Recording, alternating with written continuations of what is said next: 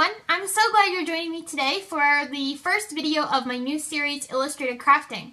Illustrated Crafting is going to focus on answering questions that many of you send in that involve any different types of techniques, stamping questions, paper crafting, any types of questions in general involving paper crafting, stamping, and things that I do on my blog and YouTube channel.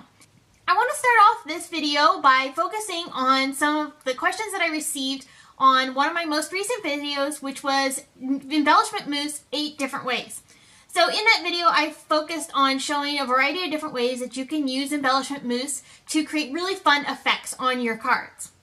So I had some questions in response to that, and I wanted to be able to focus on those questions and answer them and share those answers with all of you, because I'm sure many of you have the same types of questions, and I thought that might be helpful. So not just responding on an individual basis, but I also wanted to respond on a public basis so that you guys can all learn the answers to those questions that other fellow crafters had and be able to learn the answers and be able to apply them to your paper crafting as well.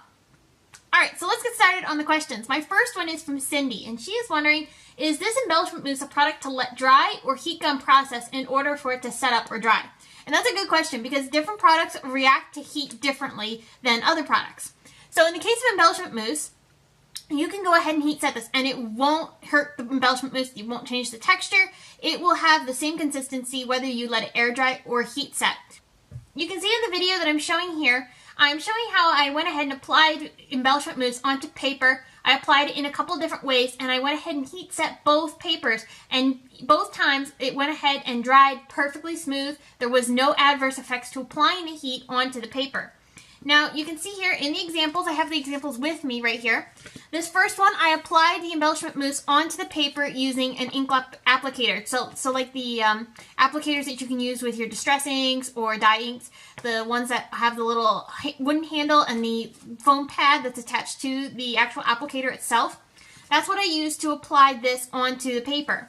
I went ahead and heat set this and it's perfectly smooth. Now this is an application that is really smooth. There's not much texture to it because we basically were almost dyeing the paper with the embellishment mousse instead of applying a thick layer of embellishment mousse on there.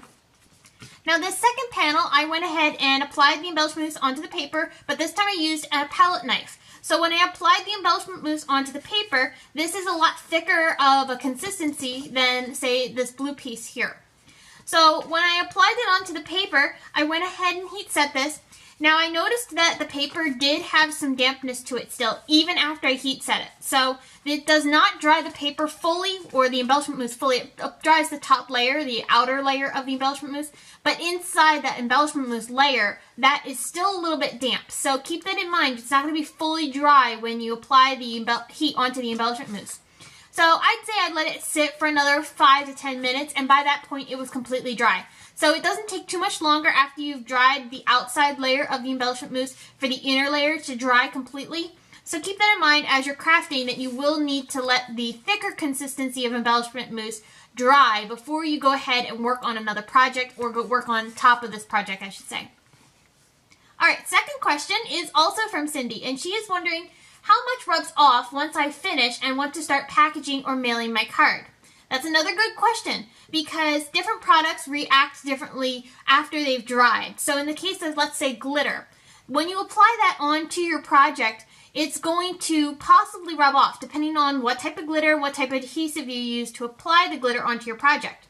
I've even noticed different products like the glitter brushes that you can apply onto your paper, especially the small colored images. Those even have a tendency to rub off too. So it all depends on the product. But embellishment mousse, I have not had rub off, and I can rub over this all day long and it is not going to come off. There's no residual paralyzed effect coming off on the paper. So even though the mousse itself, sometimes on certain products you'll get that paralyzed effect come off, this does not. So this product is really great. It's not going to rub off on your projects. It's not going to rub off on your cards. I can even scratch this and it's not scratching off. I don't even have any scratch marks on the paper. So I don't know if you can see that here, but when I scratch this, nothing happens. So this product is really durable. Once it dries, it is on there for good. It's not coming off. Alright, so our third question is from Carrie, and she is wondering, how long does it take for embellishment mousse to dry? That's a similar question to Cindy's previous question, but it doesn't really take that long, especially when you go ahead and heat set it or if you have a thinner coat. So say for instance this one here, like I said, when I applied it onto the paper and then heat set it, it only took another 5 to 10 minutes for it to dry. If I had let it air dry, it would have taken a little bit longer. I'd probably say maybe 45 minutes or so. It all depends, like I said, on the consistency of how thick it is. So the thicker it is, the longer time it will dry. The less thick it is, less time it will dry. In the case of this one here, where it was a very thin coat, it took very little time to dry. It was dry literally instantly after I heat set it. So it all depends, like I said, on how thick the consistency is of the embellishment mousse, and that'll dictate on how long it takes for your embellishment mousse to dry on your project. Alright, another question we have is from Mary. She is wondering what the name of the stencil was used in the embellishment mousse video of the sun rays and path. She is referring to a video I made for Simon Says Stamp back in October. And in that video I showed a bunch of different ways on how to use embellishment mousse. It was kind of an overview of the product. It was kind of new to the market at that point still. And so it was a really neat video that showed a few different techniques, and I'll have that video linked in the video description of this video below. Now the stencil she is referring to is this one here. So you can see it has this great beautiful sun, and it has these beautiful hills and a little bit of a either path or water river here. This stencil actually had another layer of it here underneath that said rejoice, so there was a sentiment here. I ended up cutting it off because I didn't want that for this particular stencil. I wanted it to be a little smaller, it was easier to work with, and I just liked being able to have them separated so I could either use them together or I could use them separately if I wanted to. So in the case of this one here, this is from the Crafter's Companion. This is the Rejoice stencil, obviously considering it had the name Rejoice on the sentiment itself.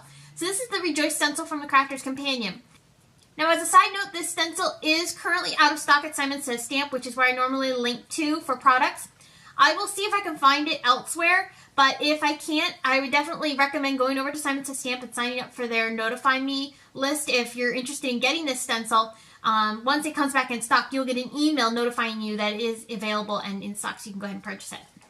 Alright, another question we have is from Lisa, and she is wondering, does anyone sell the small jars of mousse included with the March 2017 Simon Says Stamp card kit? And what she is referring to is this little jar of embellishment mousse. This is about 0.5 ounces of mousse. So it's a lot smaller than the larger jars, which are what is currently on the market. These smaller jars were included in the March 2017 card kit from Simon Says Stamp. So you actually got 3 of these. There was 3 different colors included in the kit. This teal one was one of them. It's the same exact color as what's in the larger jar, but currently, as of right now, Tonic Studios is not selling this particular size, of the Nuvo embellishment mousse. So as of right now, only this size is available, and I don't know if they're planning on coming out with smaller jars or not.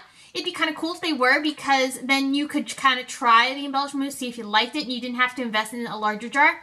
But as of right now, they don't currently have these smaller jars available for purchase. Alright, so my final question is from Amanda, and she is wondering, can you color the embellishment mousse with reinkers? And I actually had just tried this technique, and it actually does work. So here is my test trial of coloring the Nuvo mousse with reinkers, and I used Tim Holtz Distress Ink reinkers for this. You can see I used a couple of different colors of reinkers to create a nice gradient of color for this particular mousse. For the mousse, I used a silver color, so it was a very neutral tone, and it really worked well for this technique. You can see the colors here that I used of the Distress Ink refills. I used mustard seed, so it's a nice bright yellow. I also have picked raspberry, and I also used some seedless preserves. And for the purple color, I used a mixture of the seedless preserves and picked raspberry. I used picked raspberry for the pink, but then for the purple, I used a mixture of both of these. So it completely optional, but I liked the look of having the pink mixed in with the purple. I just think it matched well and it blended better on my project. So this was really easy to do. All I did was I colored the embellishment mousse with the reinkers. I applied the mousse onto a palette, went ahead and applied a little drop of the reinker on top of the embellishment mousse, mixed it in with a palette knife, and then applied it down onto some paper. And I found it was nice and easy to be able to blend the embellishment mousse with my finger. You could use a palette knife if you wanted to, but it was going to be a lot harder to really blend the colors together and get a nice smooth coating because it's going to apply it a little bit more thickly, and it's not going to blend across the paper as easily. So either use your finger or a soft cloth or an ink applicator, and you'll be able to get that color to blend across the paper effortlessly. And I actually tried it with a couple of colors, like I said, to be able to see how the colors reacted with the mousse, see if I got bright color or more muted color. And for the most part, the colors stayed pretty true. They're a little bit more muted because they've got the pearlized effect on the paper. But overall, the result is beautiful and they blend together really nicely.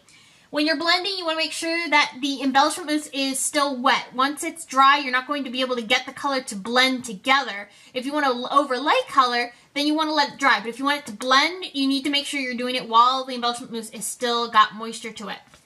So this is a really great technique, and I'll be doing a video on this technique very shortly so that you guys can learn a little bit more about how you can use embellishment mousse to create some really beautiful colored effects using re-inkers. And I think that's going to be a really fun video for you all to see and learn a little bit more on how you can do that technique. Alright, so that answers off all the questions that I had involving the Nuvo embellishment mousse.